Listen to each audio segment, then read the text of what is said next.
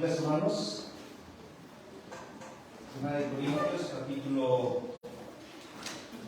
5. La semana pasada concluimos el capítulo 4 y hoy vamos a empezar con un nuevo capítulo, el capítulo 5.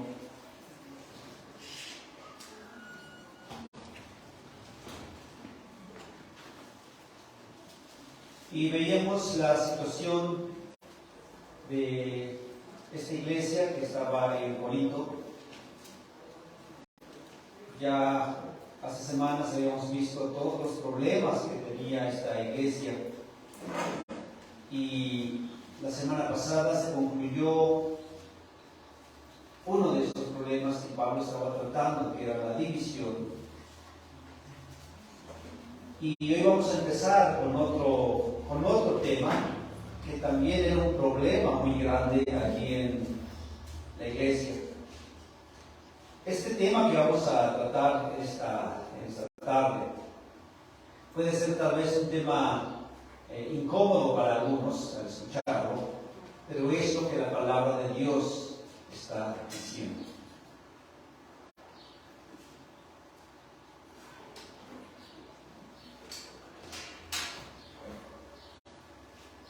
Un creyente solamente tiene una autoridad máxima. Un hijo de Dios solamente tiene una autoridad máxima. No es un hombre o algo así. Es la palabra de Dios. Solo la palabra de Dios. Esta es nuestra autoridad máxima y nosotros debemos de sujetarnos a lo que la palabra de Dios dice, que es útil. ¿Para qué? Toda la Escritura es inspirada por Dios, útil para exhortar, animar, amonestar, enseñar. Esta es la palabra de Dios, a fin de que todo hombre, toda mujer, sea conforme a la imagen de nuestro Señor Jesucristo. Por eso el Señor nos dejó su palabra, por eso tenemos su palabra. Hermanos, Dios es un Dios de orden. Dios es un Dios de orden. Hay orden en la sociedad bajo las autoridades que Dios ha establecido. Hay orden en las familias que Dios ha establecido. Y también hay un orden en la iglesia que Dios ha establecido. Eso es lo que vamos a ver el día de hoy. Así es que acompáñenme, por favor, a 1 Corintios, capítulo 5. Vamos a estudiar en esta tarde solamente los primeros 8 versículos.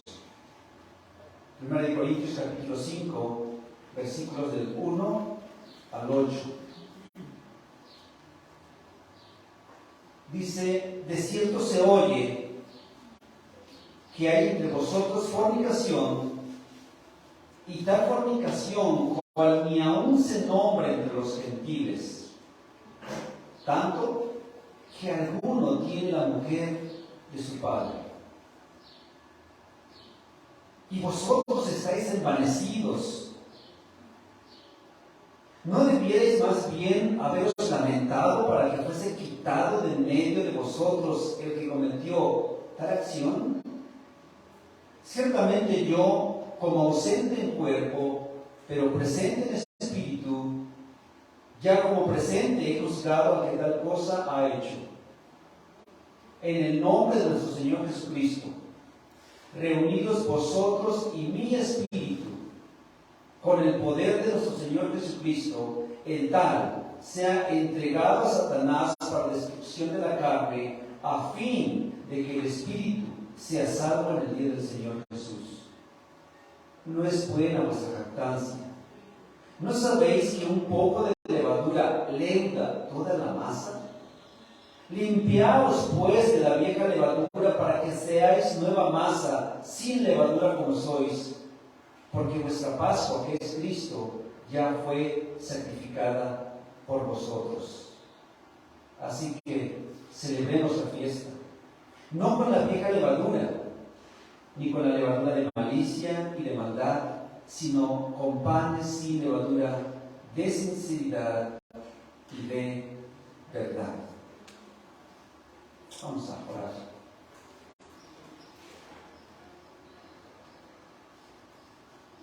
Padre, nuevamente nos acercamos a ti para rogarte tu dirección.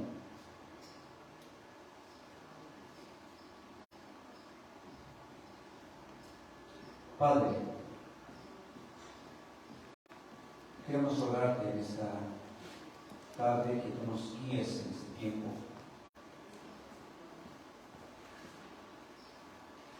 Que tú abras nuestro entendimiento, abra nuestro corazón. Padre, que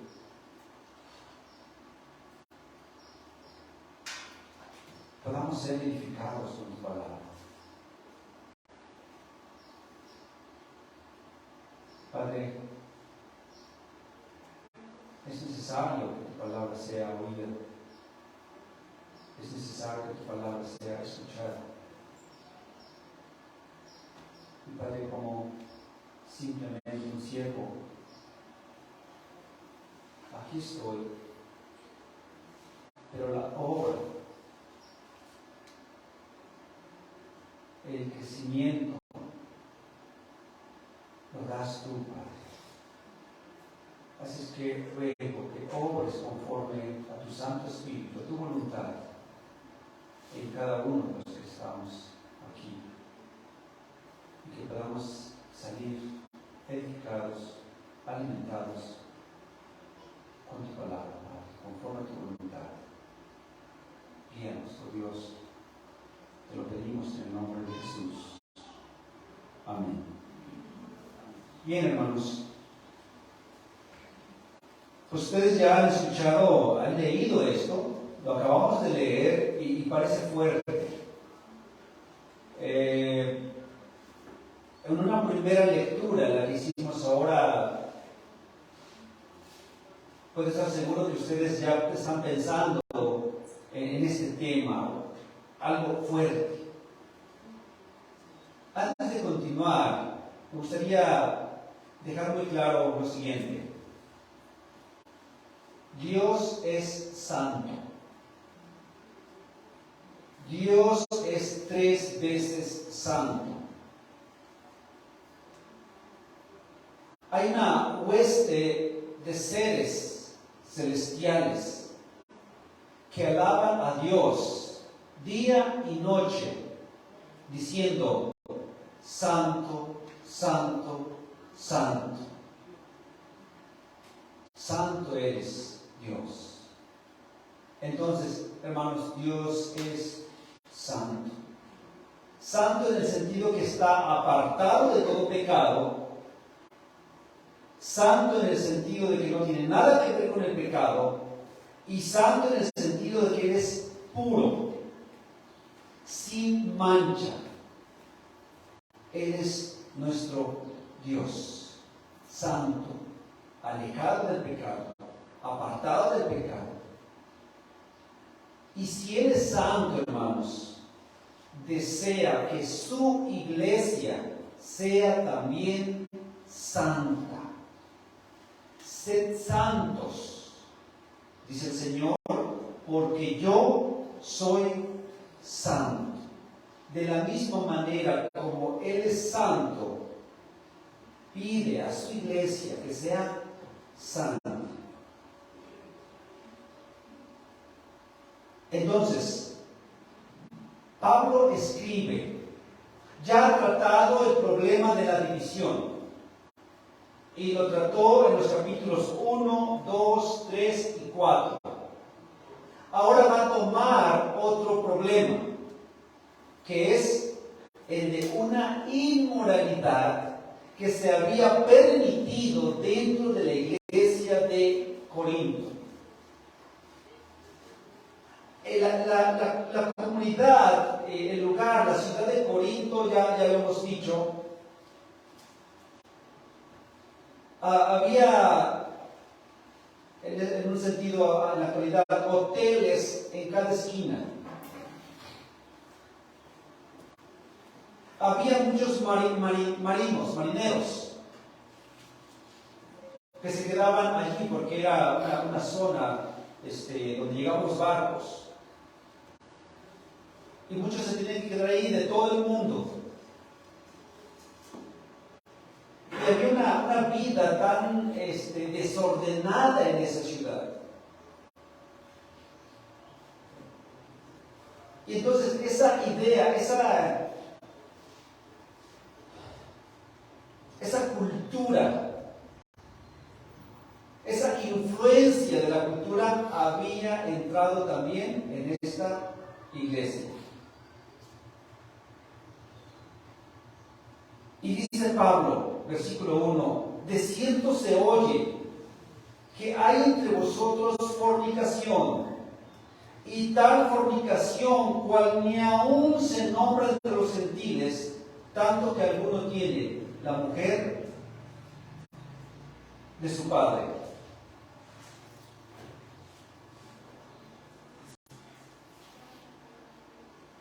De cierto se oye. Significa, todo el mundo lo sabe. Esto es el problema, esta situación que estaba en Corinto, de que un hombre tenía como mujer a la esposa, a su madrastra, en pocas palabras. Todo el mundo lo sabía. Todo el mundo sabía. Ese hombre que se reúne en la iglesia de Corinto vive con su madrastra. Bueno, ¿y cuál es el problema que viva con su madrastra? Ese no es el problema. El problema es que este hombre tenía relaciones sexuales con su madrastra. El problema no es que lo cometió una vez. El problema es que lo estaba practicando. El problema es que este se consideraba creyente. El problema es que este iba a la iglesia sin ninguna dolor de su conciencia. Y vivía como si nada hubiera pasado.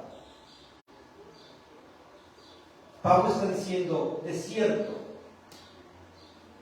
está diciendo todo el mundo, este conocimiento popular, este conocimiento público, todo el mundo lo sabe. Me he enterado de muchas maneras. Ya uno va a Corinto y lo primero que se va a enterar es que hay un hombre que se dice creyente, que es creyente, que va a la iglesia, que está en Corinto y tiene relaciones sexuales con su madrastra.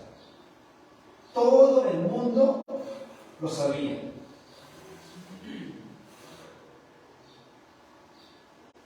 Ahora, ¿cómo se veía esa situación en ese lugar? Recordemos que la cultura ahí de por sí era muy depravada.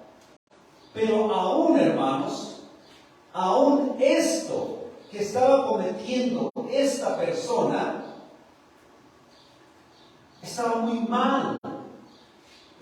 Dice, tal fornicación que ni aún se nombra entre los gentiles, entre las personas que no son creyentes. O sea, este acto, esta acción, esta práctica que este hombre estaba haciendo, hasta los mismos incrédulos lo toleraban, no lo toleraban. Ahora, los judíos, ¿qué hacían cuando un hombre hacía eso?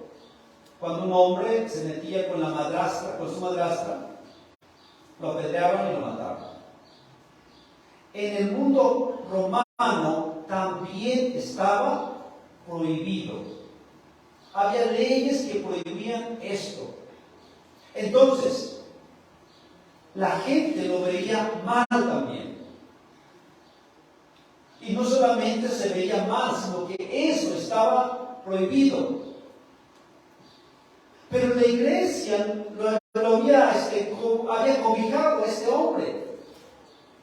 La iglesia no hacía nada. La iglesia permitía que este hombre estuviera entre ellos, sabiendo de antemano, no solamente la iglesia, toda la ciudad de Corinto, lo que este hombre estaba haciendo. Y Pablo dice, tal fornicación cual ni aún se tolera entre los no creyentes. Este pecado era muy grave, es un pecado de conocimiento público. Todo el mundo lo sabía. Y ya después especifica el pecado, tanto que alguno tiene la mujer de su padre, su madrastra. No sabemos aquí si el padre vivía.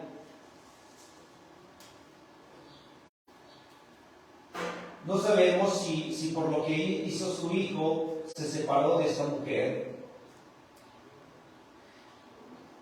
Otra cosa, el hecho de que solamente se esté señalando a este hombre y no a la mujer, podríamos entender que la mujer era incrédula, no era creyente, porque no se le puede juzgar de la misma manera, como lo vamos a ver más adelante, a un incrédulo que a un creyente. Aquí se está señalando a un hombre, al hombre, ¿por qué? Porque él se considera creyente. Y dice, tanto que alguno tiene la mujer de su padre.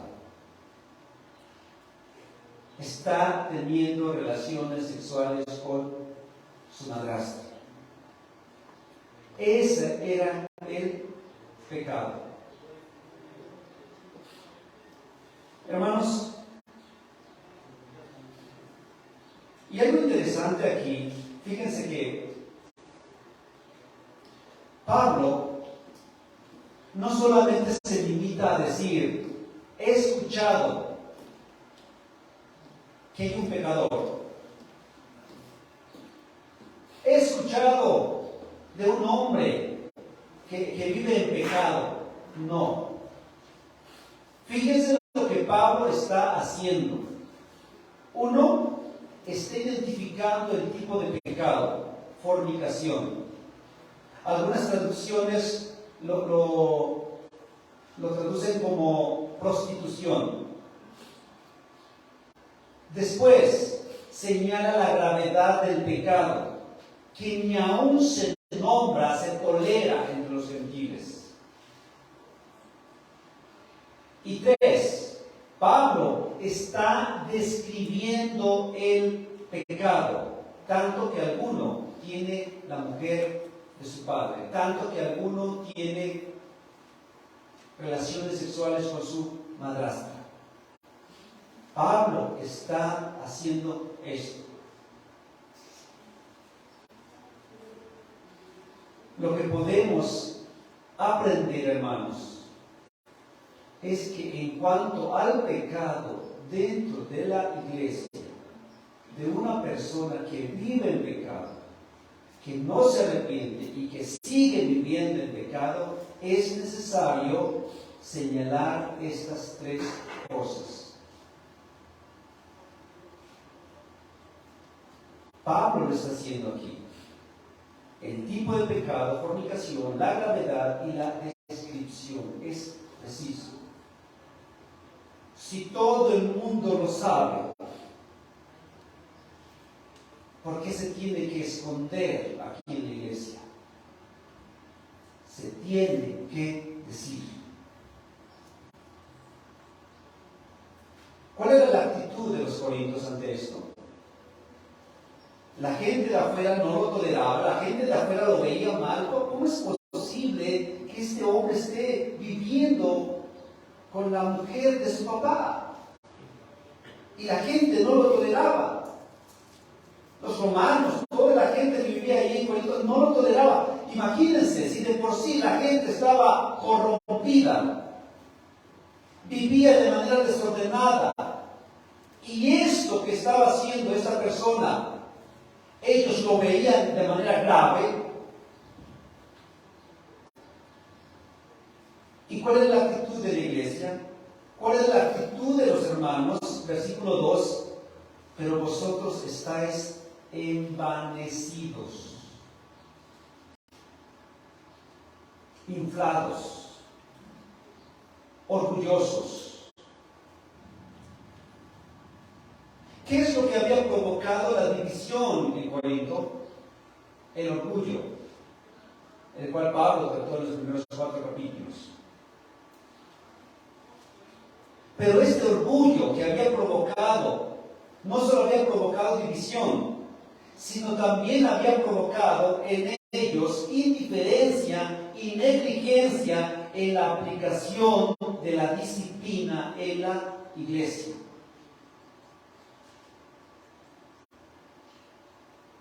¿Indiferencia en qué sentido? Bueno, hay un hermano que está viviendo así. Bueno, ¿quién lo va a juzgar? Que lo juzguen los de Pablo. No, que lo juzguen los de Apolos. No, que lo juzguen los de Pedro. No, que lo juzguen los de Cristo, porque ellos son más santos, son de Cristo. ¿Ven? Esto estaba provocando el orgullo o la negligencia. Bueno, ¿quién soy yo para juzgar a una persona? O la persona hacia los hermanos, ¿quién eres tú para juzgarme? ¿Y no se presenta eso en las iglesias? Bueno, ¿quién eres tú? ¿O quién soy yo para juzgar a alguien? Entonces, esto es lo que estaba en Corinto, movido por el orgullo, nacido del orgullo. Y Pablo, hermanos, ya les había escrito antes de que tenían que disciplinar al que persistía en pecado. Dice el versículo 9, os he escrito por carta que no os juntéis con los fornicarios. 5:9. Pablo antes ya había dicho, no se junten con los fornicarios. Pero aquí no solamente se estaban juntando con ellos, estaban alabando al Señor con él. Entonces, no lo sabían los corintios lo que tenían que hacer, sí lo sabían. Pero a causa del orgullo no habían hecho nada. Por eso Pablo les dice, ustedes están inflados, envanecidos, orgullosos. No han hecho nada. En una primera carta, recuerden hermanos, que esta que tenemos aquí como primera de Corintios, realmente es la segunda carta. Pablo antes escribió una primera carta, en el versículo 9 dice, os he escrito por carta. Hubo una carta antes, en donde les dijo, no se junten con los fornicarios. Lamentablemente esa carta no existe, bueno, ya no existe, se perdió. Entonces Pablo les dice antes, no se junten con fornicarios. Y aquí se están juntando con uno. Aquí están viviendo con uno. Hay una iglesia, hay un hermano dentro de la iglesia que está viviendo en fornicación, tanto que ni aún los gentiles lo aguantan, lo toleran. Y los corintios en la iglesia, envanecidos, inflados, orgullosos. Y Pablo les dice, en lugar de estar inflados y orgullosos, ¿no deberían más bien haberse lamentado por este hecho? ¿No deberían mejor estar tristes, afligidos por lo que este hombre está haciendo? En lugar de estar orgullosos, deberían estar llorando, Pablo les dice, por lo que este hombre está haciendo. La palabra lamentar significa precisamente llorar, afligir. por el pecado cometido en este caso. Este pecado, como ya dije, era de naturaleza pública, todos lo sabían. Y ellos estaban orgullosos. Orgullosos. Nosotros aquí practicamos el amor. En esta iglesia practicamos el perdón. En esta iglesia tenemos tantos dones, tanto amor, que podemos perdonar a todos. No importa cómo viva, aquí es amor.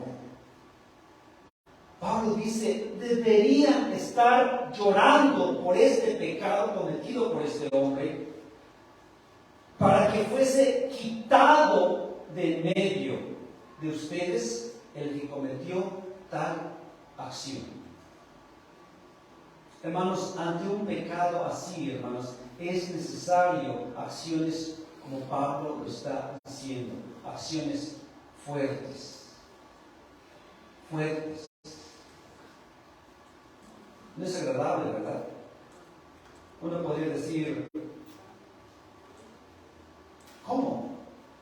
Quitar del medio, ¿qué significa? Lo vamos a hacer más adelante, pero puedo adelantar un poco, expulsarlo, sacarlo de la iglesia. Es lo que Pablo está diciendo. ¿A poco Dios dice que saquen a un hombre de la iglesia, que lo expulsen de la iglesia?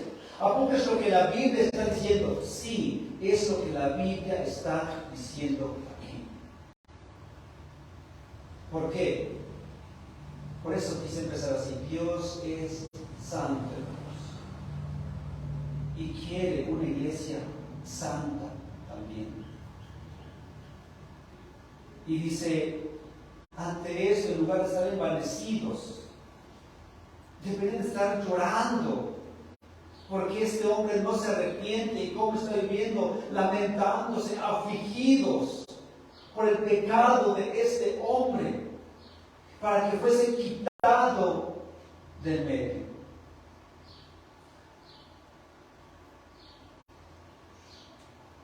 Hace varios años supe de una persona que fue picado por un animal en una de sus manos. Después se le inflamó y se le puso muy negro, aunque quiso sanarlo y le echaba tal vez algunos medicamentos, pero estaba en la superficie solamente. Limpiaba la superficie y el problema se hacía más y más grande. Hasta que decidió entonces irse a un hospital, y ahí los médicos analizaron y con un bisturí cortaron la herida porque estaba ya muy inflamada y de color negro. Cortaron con un bisturí y no le limpiaron encima. No le pusieron un líquido así encimita, nada más, de manera superficial. Después de cortarle, le exprimieron de tal manera que salió todo lo que estaba allí, y después de haber sacado todo, con dolor, la herida sanó. Cuando se hizo esta pequeña cirugía, extracción, no sé, términos médicos, cuando se hizo esto, este hombre se dolió todo. Aunque fue el dedo, le dolió todo. ¿Qué quiero decir, hermanos? Una acción así no solamente duele a la persona, le va a doler a todo el cuerpo que es la iglesia. Pero es necesario. Es necesario. Si esa herida de la ilustración que les comento no hubiese sido atendido, tal vez hubiera perdido hasta el dedo, tal vez la mano. Era necesario esa cirugía. Dios es sabio, hermanos. Y si Él dice esto, es lo que se tiene que practicar, hacer. Dice un hermano, deberían haber comprendido que la verdadera gloria de la iglesia cristiana consiste no en la elocuencia y los dones de sus grandes maestros, sino en la pureza moral y las vidas ejemplares de sus miembros. ¿Qué presumían los corintios? Oh, tenemos muchos dones. Pablo va a tratar eso en el capítulo 14. Somos bien bendecidos con los dones. Y sí, pero eso no era lo importante. Lo más importante, lo estaban dejando a un lado. Entonces, hermanos, la gloria de una iglesia no es la cantidad de miembros que tiene la iglesia. No es el éxito de sus ministerios. No es la elocuencia del predicador, sino la pureza moral y su vida, la vida ejemplar de cada uno de los que le integran. Esa es la gloria de una iglesia. La vida moral y su ejemplo. Ay, aquella iglesia es una iglesia tan bendecida, tan exitosa, porque son tantos miembros, cientos, unos ministerios maravillosos, unos ministerios de gran éxito. No es la gloria de la iglesia. La gloria de la iglesia es su pureza moral, la pureza moral de todos sus miembros. Todos sus miembros y de sus líderes. Pablo deja una instrucción también. Ahora, ¿qué se tiene que hacer entonces? ¿Qué se tiene que hacer ante una situación donde un hombre vive en pecado, no se arrepiente, no se quiere arrepentir y quiere seguir viviendo así? Se tiene que juzgar a la persona. Hay que juzgar a la persona. Pablo, pero ¿cómo se juzga a la persona? Dice, ciertamente, versículo 3, ciertamente yo, como ausente en cuerpo, pero presente en espíritu, ya como presente he juzgado al que tal cosa ha hecho. Pablo está diciendo, estoy lejos de ustedes físicamente. Pablo estaba en otro lugar. Pero estoy al lado de ustedes espiritualmente. Aunque estoy lejos físicamente, estoy con ustedes espiritualmente. Y hermanos, dice Pablo, ya he resuelto este asunto. Ya lo he determinado. Ya lo he sentenciado. Ya lo he juzgado. Ya he juzgado a la persona que está haciendo esto.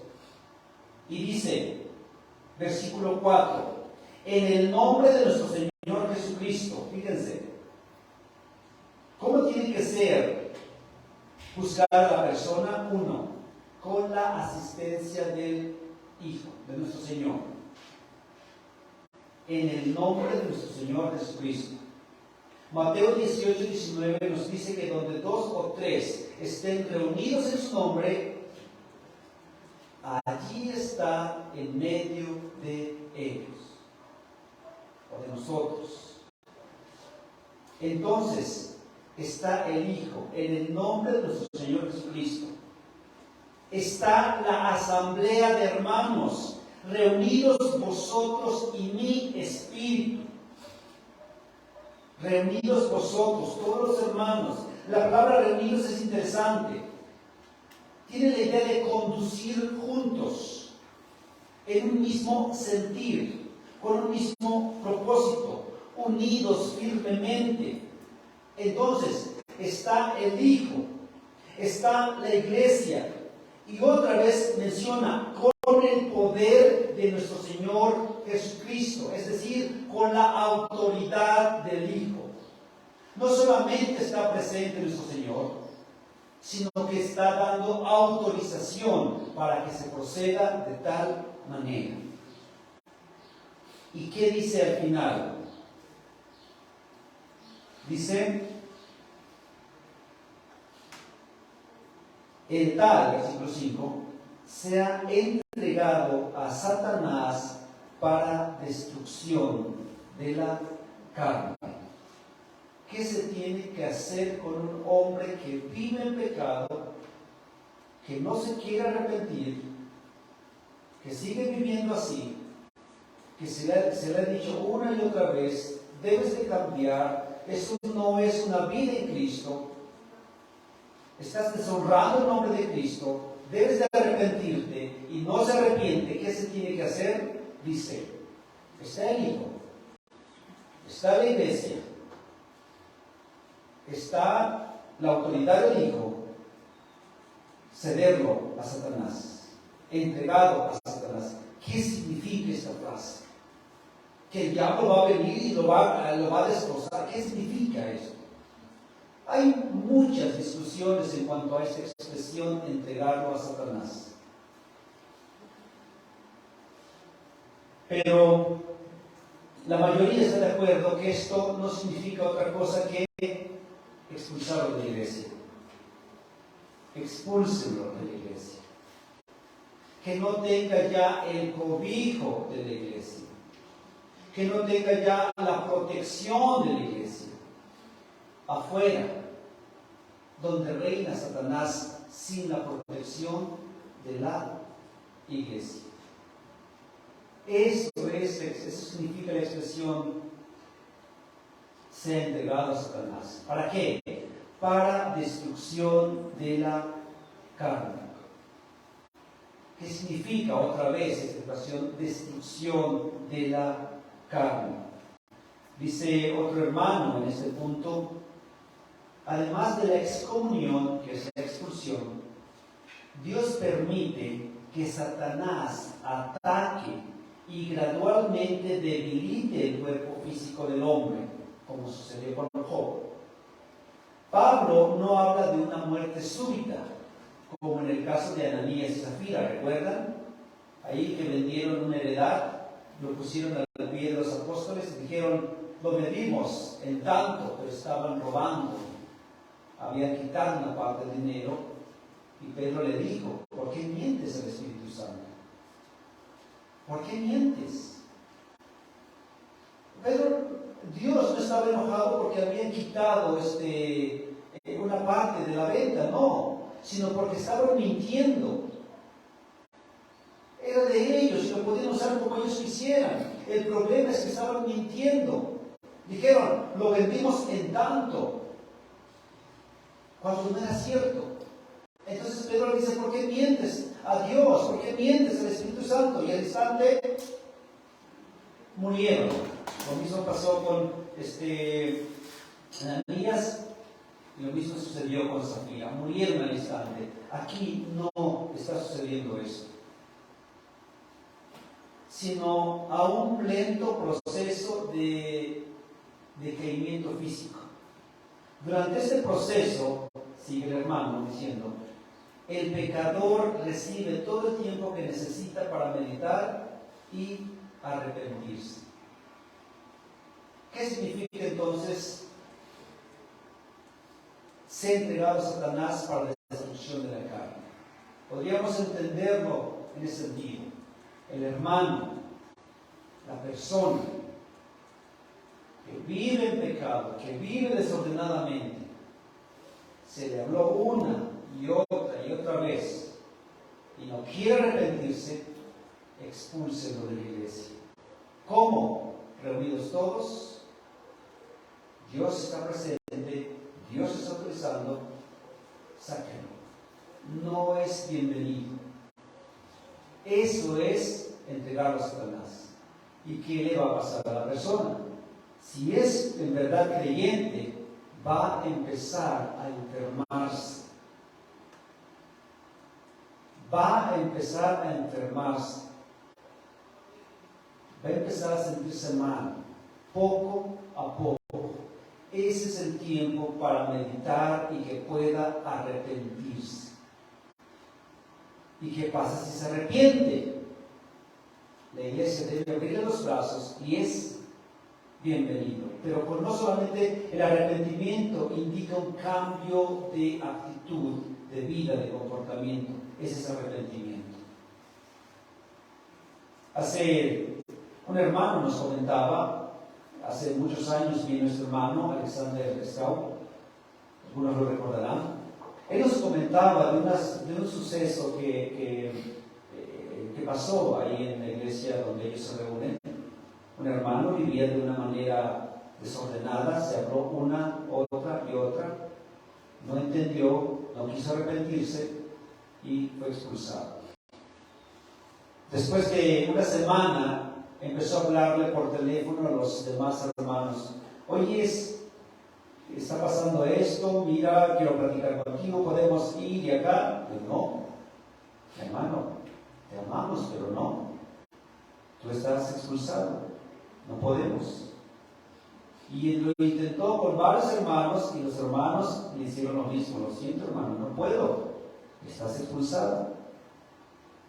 Al final, este hermano acude con los ancianos y muestra que estaba mal, reconoce su error, se arrepiente y regresa a la iglesia. Ese es el propósito de lo que está diciendo Pablo en el capítulo, versículos 4 y versículo 5.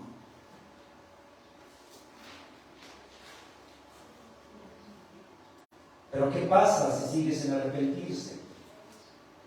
Dice Pablo al final, versículo 5, a fin de que el espíritu sea salvo en el día del Señor.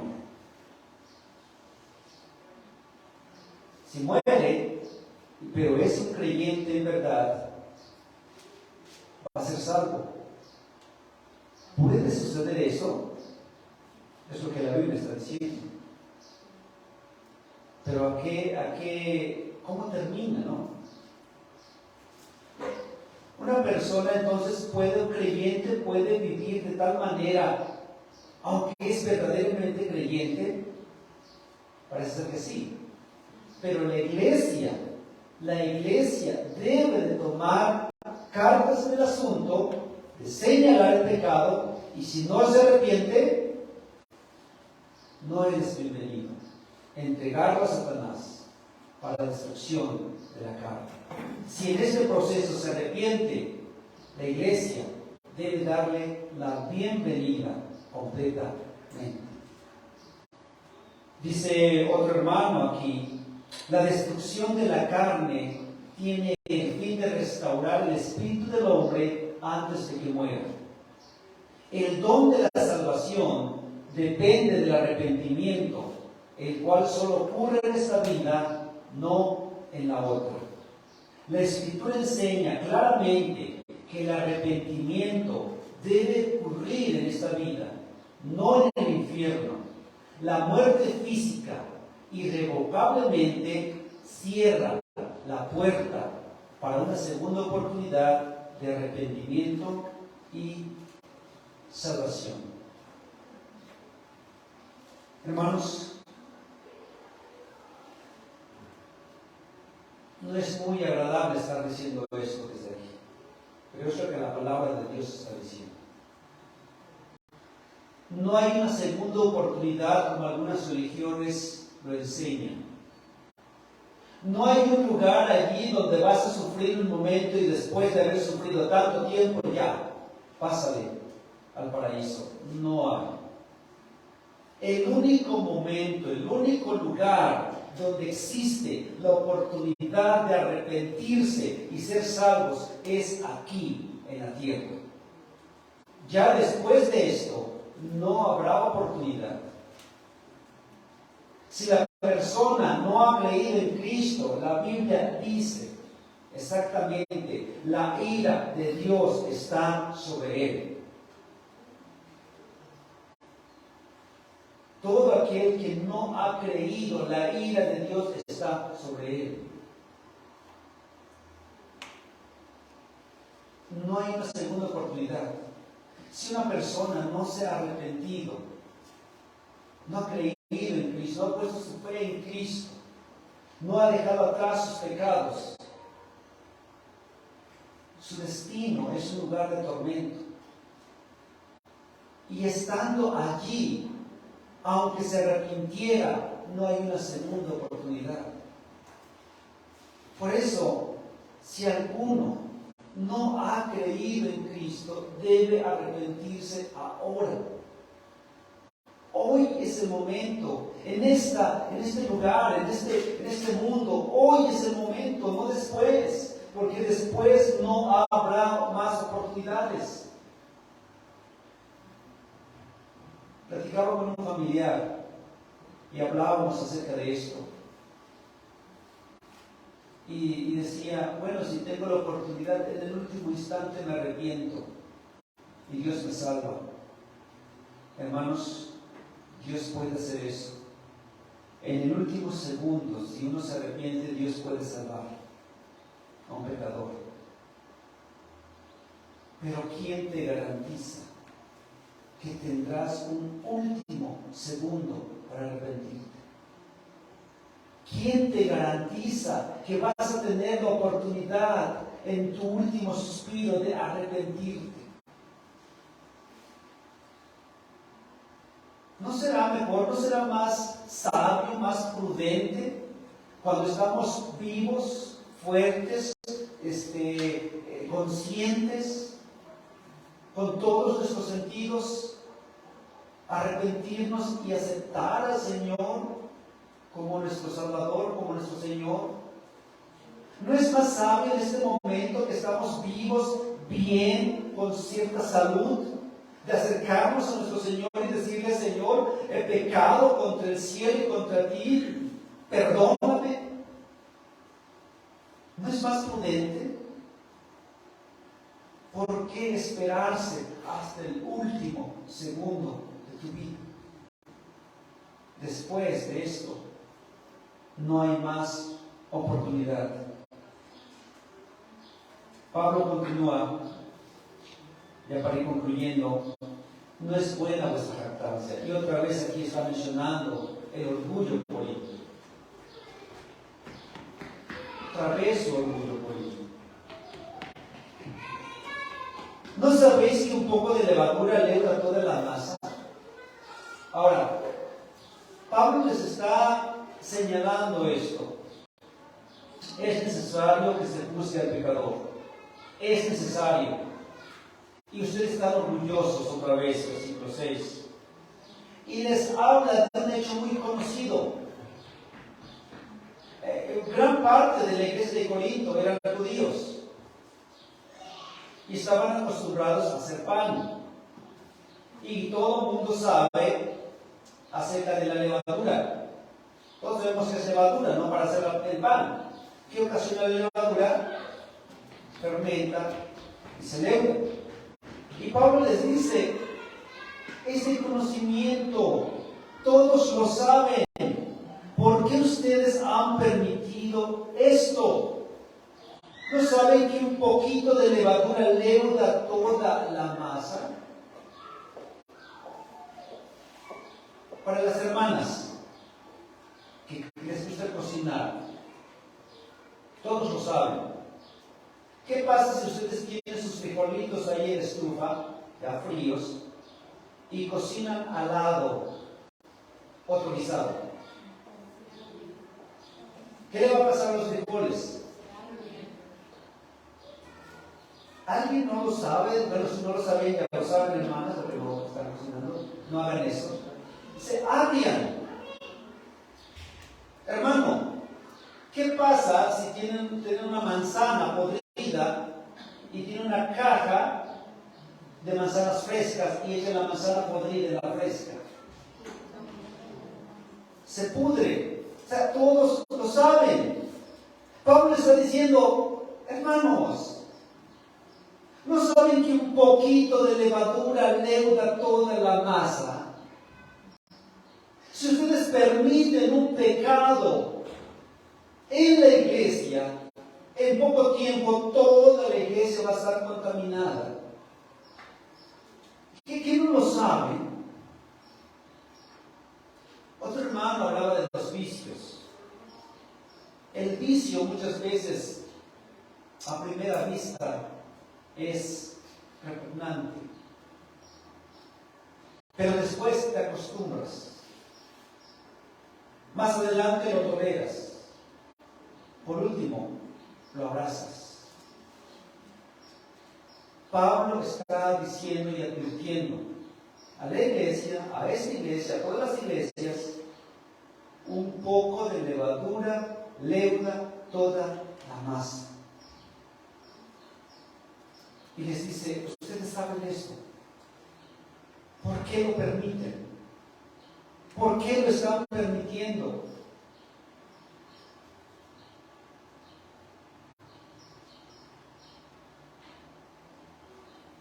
Deben y pueden vivir en santidad, dice Pablo.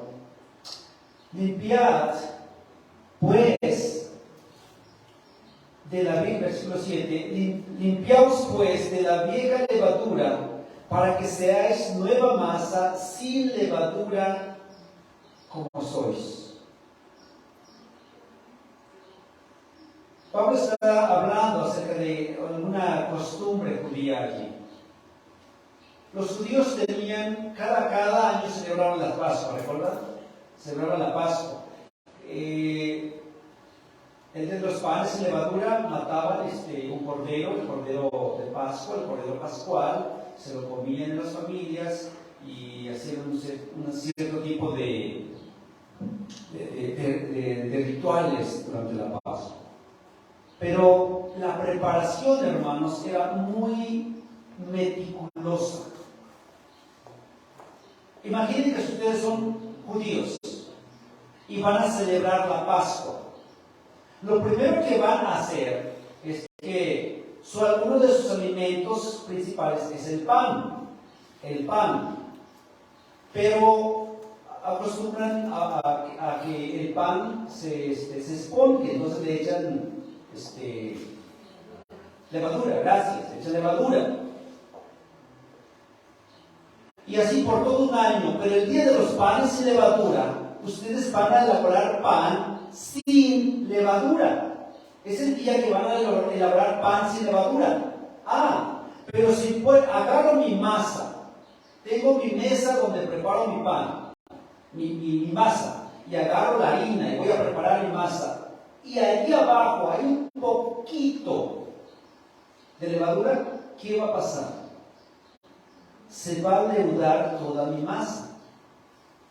Entonces lo que ustedes tenían que hacer es revisar toda la casa, rasparle donde hubiera levadura, que no hubiera nada de levadura en toda la casa.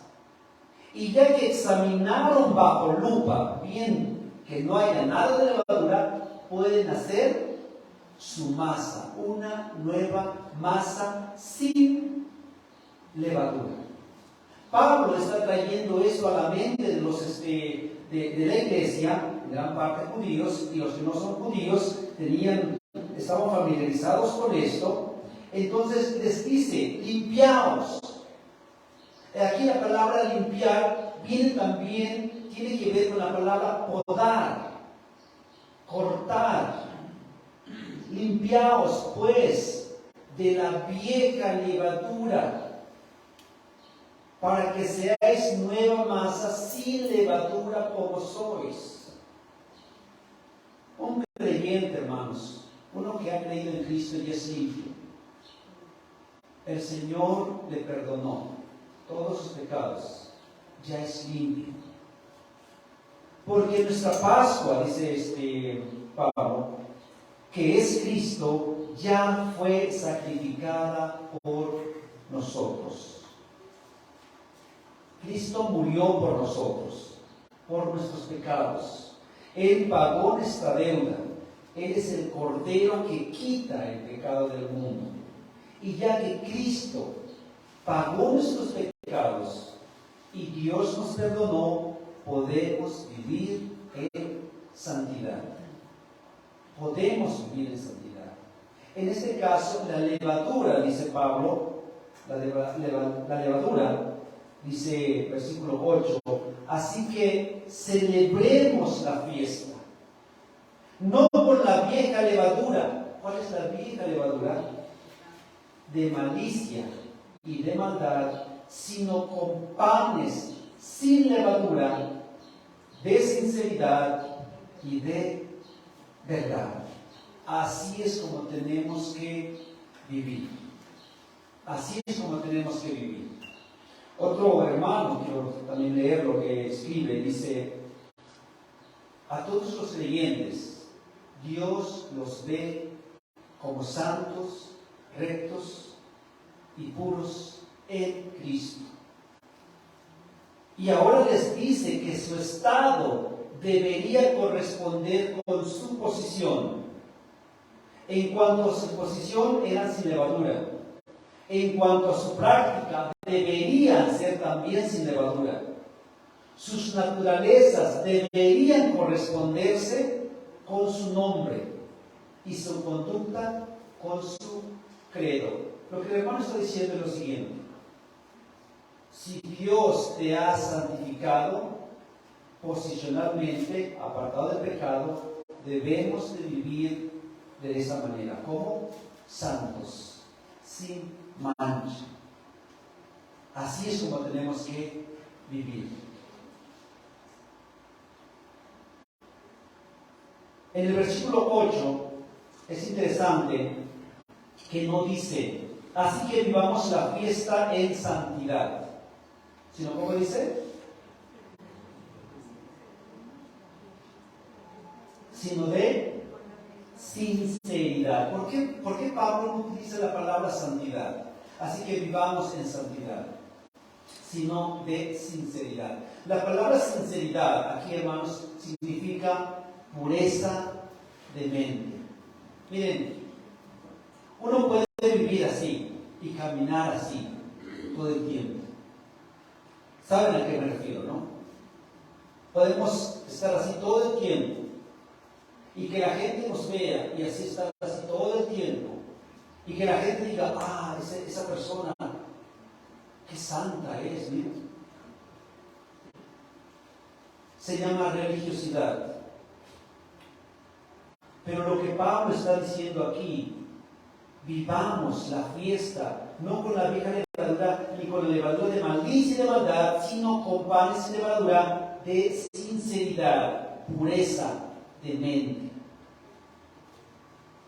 Debemos de vivir con una mente pura, con un corazón puro. La santidad, hermanos, es de adentro hacia afuera. No querramos vivir una santidad externa. El Señor le llamó a eso hipocresía. A los escribas, a los fariseos, por fuera están blancos, pero por dentro están llenos de suciedad, limpios de mente. Cuando dice Pablo, celebremos la fiesta, está diciendo, vivamos esta vida con gozo, no con malicia, no con maldad, sino con panes sin levadura, con una pureza de mente, con verdad. Y hermanos, ¿quién es la verdad? Cristo. Vivir la vida con una mente pura, imitando el carácter de Cristo. Así es como debemos de vivir, con gozo. Y por último, hermanos, la disciplina no está peleada con el amor. En realidad, es la falta de disciplina la que no corresponde al amor. Porque el Señor, al que ama, disciplina y azota a todo el que recibe por hijo. El Señor disciplina a sus hijos, ¿por qué? Porque los ama. Nosotros, hermanos, como iglesia, debemos disciplinar a nuestros hermanos en el Señor si verdaderamente les amamos. Un hermano disciplinado es todavía un hermano y no debe ser nunca menospreciado. Y si se arrepiente, hay que perdonarlo y restaurarlo en amor, como dice Gálatas 6, 1 y 2.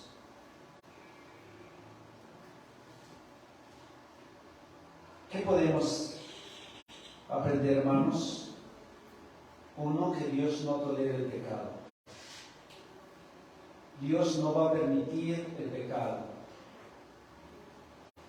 Él es santo y no permite el pecado en su iglesia, porque quiere una iglesia santa. 2, un poco de levadura leuda toda la masa.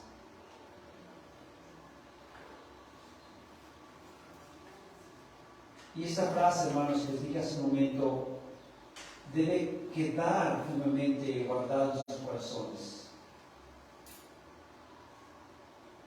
Ese tipo de, hay pecados que en la primera decimos no, pero si ese pecado continúa, lo toleramos y al final dice, lo abrazamos. No permitamos eso, hermanos.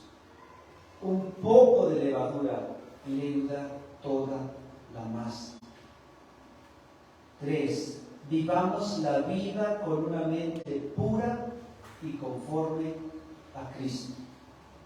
Alguien decía, cuando en tu mente vengan ideas inmorales, corruptas, piensa en la cruz de Cristo.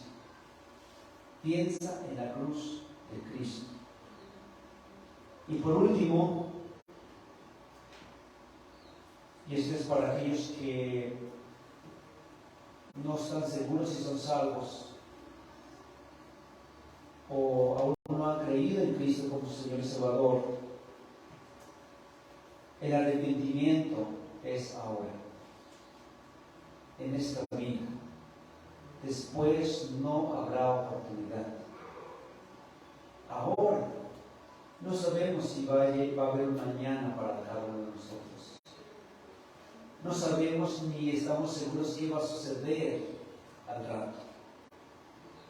El arrepentimiento es ahora, en esta vida, porque después no habrá una segunda oportunidad. Oremos. Padre,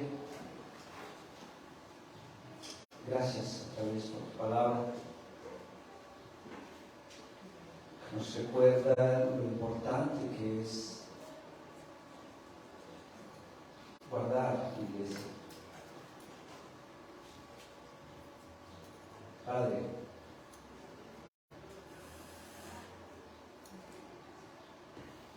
queremos pedirte perdón por nuestros pecados. También queremos rogarte para que nos ayudes a vivir esta vida con una mente pura, conforme al carácter de nuestro Salvador. Guarda esta iglesia, Padre, y que esta iglesia pueda crecer limpia, sin mancha, pura. Padre, cada uno de los que han escuchado también, que estamos aquí, si alguno no es salvo, Padre, quiero suplicarte para que te salves, que te rescates y transformes su corazón